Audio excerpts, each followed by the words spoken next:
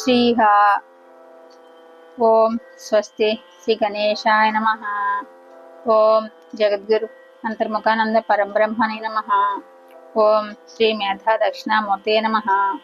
ఓం శ్రీ శంకర భగవత్పాదా విజయంతే. ఓం ఓం జగద్గురు వేదవ్యాస జగద్గురు శ్రీకృష్ణ పరబ్రహ్మణే నమ. బ్రహ్మసూత్ర శంకర భాష్యం రెండో సూత్రం అర్థ అధికరణంలో ఒకటి భాగంగా చెప్పుకున్నాం.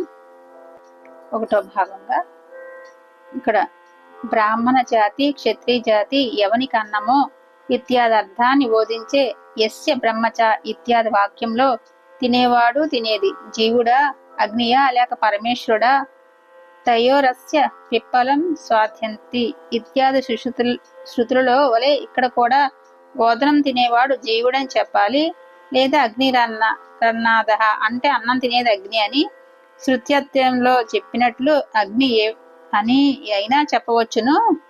ఇక్కడ భుజించబడేది బ్రహ్మ క్షత్రాది జగత్తు, అందుచేత దానిని తినగలిగినది బ్రహ్మనియే చెప్పాలి. ఇది ఈశ్వరుని గురించి ప్రశ్న సమాధానము ఉన్న ఘట్టం, అందుచేత తినడం అనగా జగత్తునంతను సంహరించడం అని పూర్వపక్షి అంటుంది. కొంచెం వివరంగా బ్రాహ్మణ జాతి క్షత్రియ జాతి ఇవన్నీ కూడా ఒక ఎవరికన్నమో ఇటువంటి వాక్యంలో తినేవాడు తినేది కూడా జీవుడా అగ్నియా లేక పరమేశ్వరుడా అని అడుగుతున్నారు వీళ్ళు పూర్వపక్ష వాళ్ళు. అన్నం తినేది అగ్నియా లేకపోతే అలా ఏదైనా భుజించేది బ్రహ్మ క్షత్ర జగత్తా ఏంటి, తినగలిగింది బ్రహ్మనే చెప్పాలి కదా.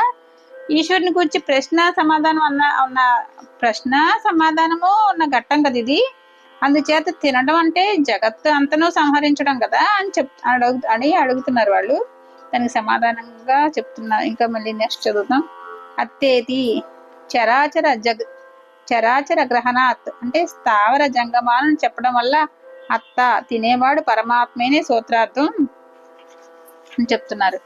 స్థావర జంగమాలు అవన్నీ చెప్పడం వల్ల తినేవాడు పరమాత్మనే సూత్రార్థం అని చెప్తున్నారు. దాని గురించి వివరంగా చెప్తారు. ఇప్పుడు కరేతి కఠోపనిషత్తులో యస్య సహా ఎవనికి బ్రాహ్మణ క్షత్రియులు ఇద్దరు అనగా బ్రాహ్మణ క్షత్రియాది జగత్తు అన్నమో మృత్యుదేవత ఉపసేచనమో అంటే అన్నం మీద వేసే నెయ్యి మొదలైనది ఉపసేచనం అంటారంట.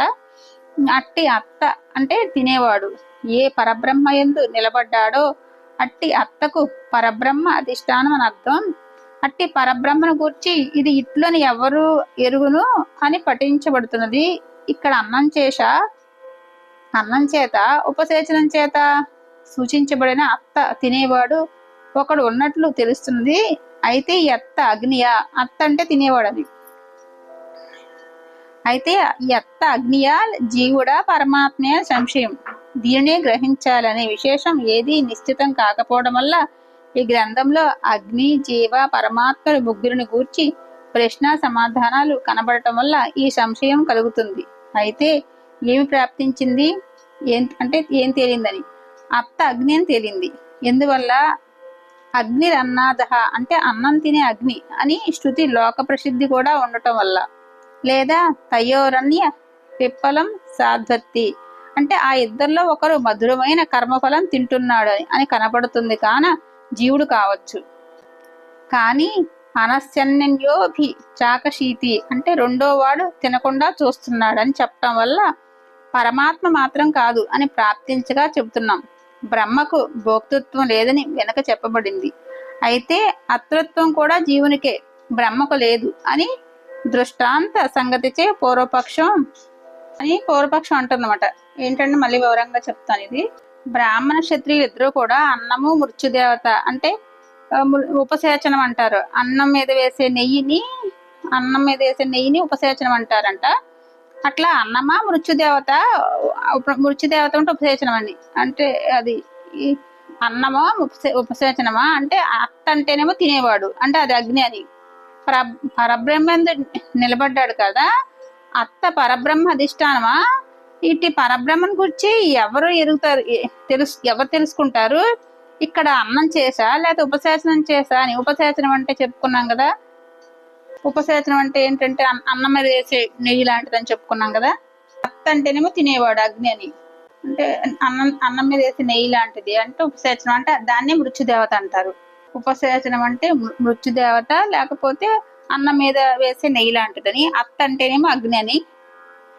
ఇక్కడ ఏంటంటే అన్నం చేత లేకపోతే ఉపసేచనం చేత అంటే మృత్యు అనుకున్నాం కదా, చేత లేకపోతే తినేవాడు అత్త వల్ల ఏం తెలుస్తుంది ఇక్కడ?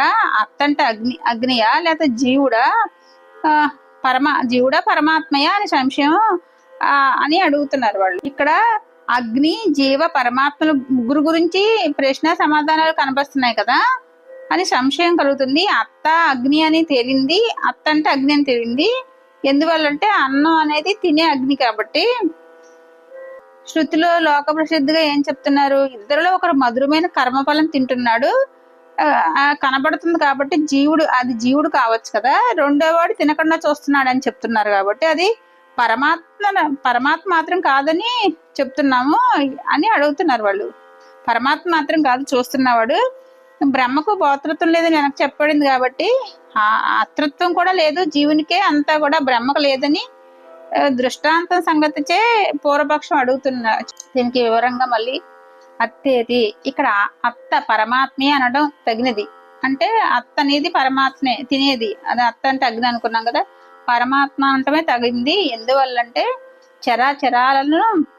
చరాచరాలను గ్రహించడం వల్ల ఇక్కడ మృత్యు ఉపసేచనంగా గల చరాచర జగత్తు.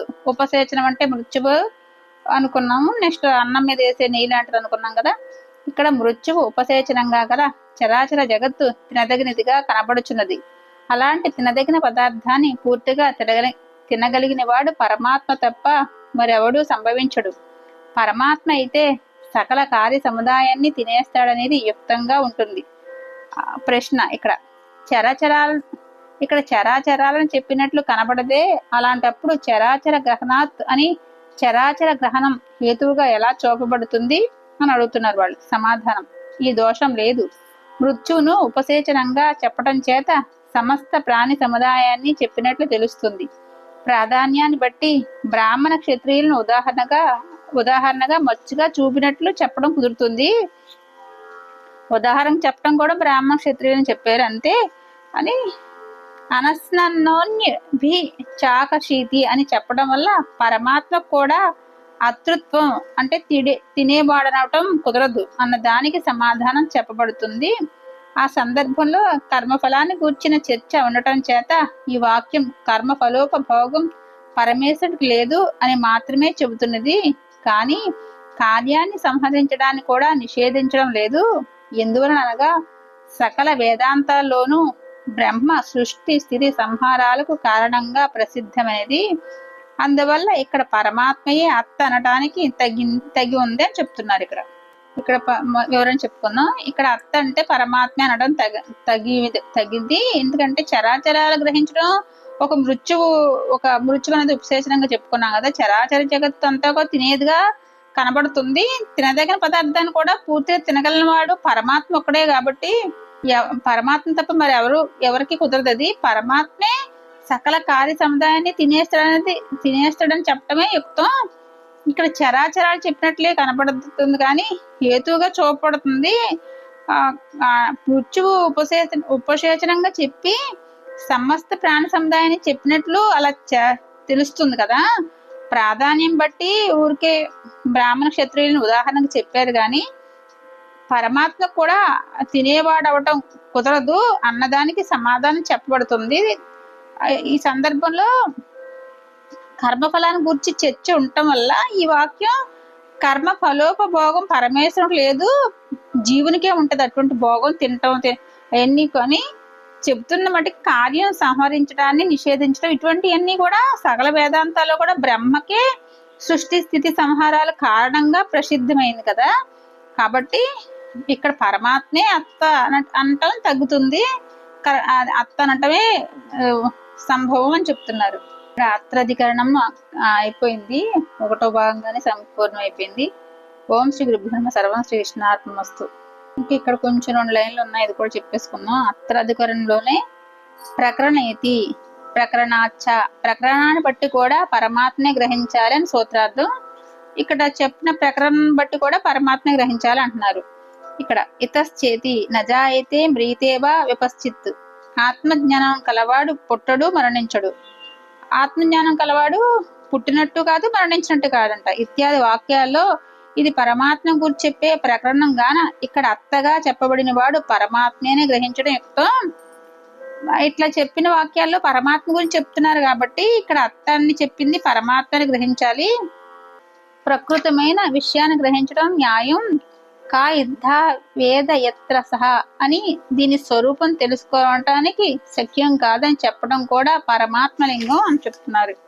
ఇక్కడ ప్రకృతి ప్రకారంగా కూడా గ్రహించాలి. అలాగా దీని స్వరూపం తెలుసుకోవడం శక్యం కాదని చెప్పడం కూడా పరమాత్మలింగం అని చెప్పారు. ఇక్కడ అత్రాధికరణ సమాప్తం. 2వ సూత్రం సంపూర్ణమైపోయింది. 3వ సూత్రం గుహా ప్రవిష్టాధికరణం.